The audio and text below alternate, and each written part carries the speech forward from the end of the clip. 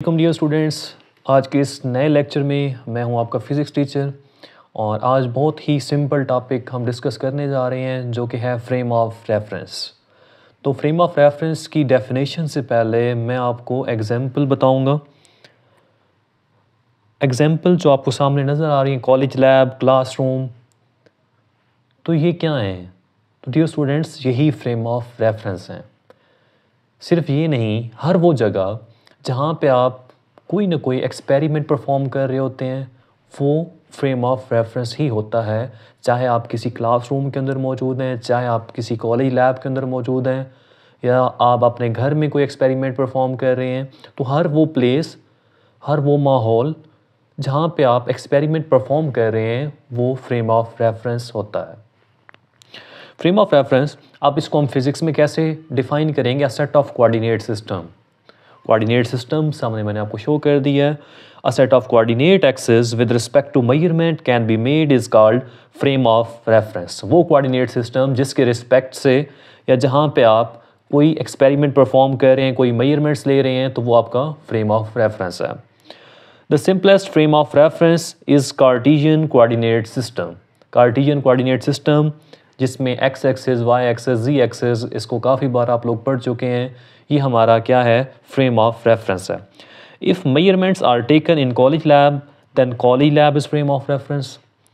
If we are taking measurement in classroom then classroom is frame of reference. College lab है, classroom है, तो जहाँ भी आपको एक्सपेरिमेंट करते हैं उस जगह को हम फ्रेम ऑफ रेफरेंस कहते हैं। क्लियर? नेक्स्ट है डियर स्टूडेंट्स, इस फ्रेम ऑफ रेफरेंस की दो टाइप्स हैं।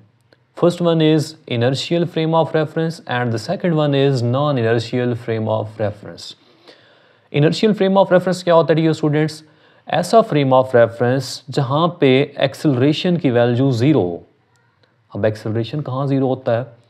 तो आप लोग अच्छे तरीके से जानते हैं कि जहाँ पे कोई ऑब्जेक्ट या तो रेस्ट कंडीशन में हो तो भी उसका एक्सेलरेशन ज़ीरो होता है, और या फिर वो यूनिफॉर्म स्पीड के साथ मूव कर रहा हो, कांस्टेंट वेलोसिटी के साथ मूव कर रहा हो, तो तब भी एक्सेलरेशन की वैल्यू ज़ीरो आती है। तो एक्सेलरेशन ज़ीरो होने का मतलब non accelerated frame of reference. तो non accelerated frame of reference को हम क्या कहते हैं? Inertial frame of reference. Means that वो फ्रेम ऑफ रेफरेंस जो या तो रेस्ट पे हो या फिर अगर मूव कर रहा हो तो वो कांस्टेंट वेलोसिटी के साथ मूव कर रहा हो, तो उसे हम कहते हैं इनर्शियल फ्रेम ऑफ रेफरेंस। उसकी बिल्कुल आसान डेफिनेशन जो आप अपने पेपर में लिख सकते हैं वो है the non accelerated frame of reference means zero acceleration. और डेफिनेशन भी लिख सकते हैं, coordinate system in which law of inertia is valid.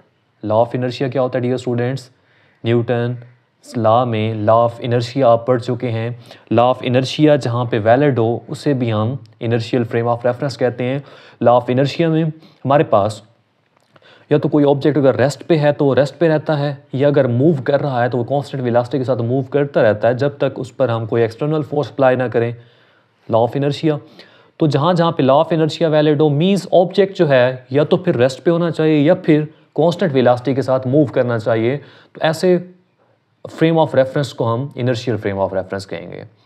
और उसके बाद जो non inertial frame of reference होता है dear students, non inertial frame of reference इसका ऑपोजिट है। वो नॉन एक्सेलरेटेड था, ये एक्सेलरेटेड फ्रेम ऑफ रेफरेंस होगा जहाँ पे एक्सेलरेशन की कोई ना कोई वैल्यू मौजूद हो।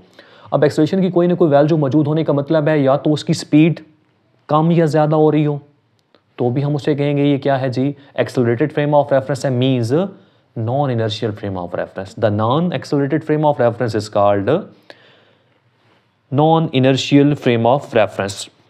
मीन्स जहाँ पे जो एक्सेलरेशन की वैल्यू होगी वो नॉन ज़ीरो होगी, और जब एक्सेलरेशन की वैल्यू ज़ीरो हो जाए तो वो फिर फ्रेम ऑफ रेफरेंस क्या बन जाएगा dear students? Inertial frame of reference.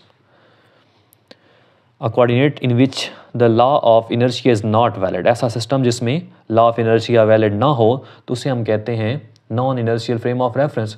ये दो डेफिनेशंस मैंने आपको बता दी हैं, इनर्शियल की भी, नॉन इनर्शियल की भी। और इसमें जो एग्जांपल आप लोगों ने डिस्कस करनी है ना, एग्जांपल सिर्फ आपको एक बताऊंगा, उसी में आपने उसको मॉडिफाई करना है। तो वो इनर्शियल के लिए भी आप उसको लिख सकते हैं, नॉन इनर्शियल के लिए भी। अगर कोई गाड़ी जो है वो कांस्टेंट वेलोसिटी के साथ मूव कर रही है, मीन्स यहाँ पे जो मैंने आपको शो करवा दी है कि गाड़ी जो है राउंड अबाउट 170 किलोमीटर, या आपको मीटर मूवमेंट नज़र आ रही होगी, अगर इसी वेलोसिटी के साथ वो मूव कर रही है, उसकी वेलोसिटी में कोई तब्दीली नहीं आ रही, सो इट्स मीन कि वो किस फ्रेम ऑफ रेफरेंस में लाई कर रही है, इनर्शियल फ्रेम ऑफ रेफरेंस के अंदर। और यही गाड़ी, इसी में अगर आप ब्रेक अप्लाई कर दें तो उस गाड़ी में डिसलरेशन आना स्टार्ट हो जाएगी, मीन उसकी वेलोसिटी के अंदर चेंज आएगा, नेगेटिव चेंज आएगा। तो अब जैसे ही आपने ब्रेक अप्लाई की तो वही गाड़ी जो पहले इनर्शियल थी वो किस में कन्वर्ट हो गई, non inertial frame of reference के अंदर। तो उसकी एग्जांपल मौजूद है, when moving car is suddenly stopped. जैसे ही आप एक मूविंग कार को सडनली स्टॉप करते हैं तो उसमें वो जो फ्रेम ऑफ रेफरेंस होता है जहाँ पे आप मूव कर रहे हैं, वो जगह वो किस में कन्वर्ट हो जाएगी, non inertial frame of reference के अंदर। तो आज के इस लेक्चर में इतना ही। हमने पढ़ना था सिर्फ inertial frame of reference, non inertial frame of reference और फ्रेम ऑफ रेफरेंस होता क्या है। तो आई होप कि आपको ये चीज़ें क्लियर हो गई होंगी। तो मिलते हैं जी अपनी नेक्स्ट वीडियो में, तब तक के लिए अल्लाह हाफिज़।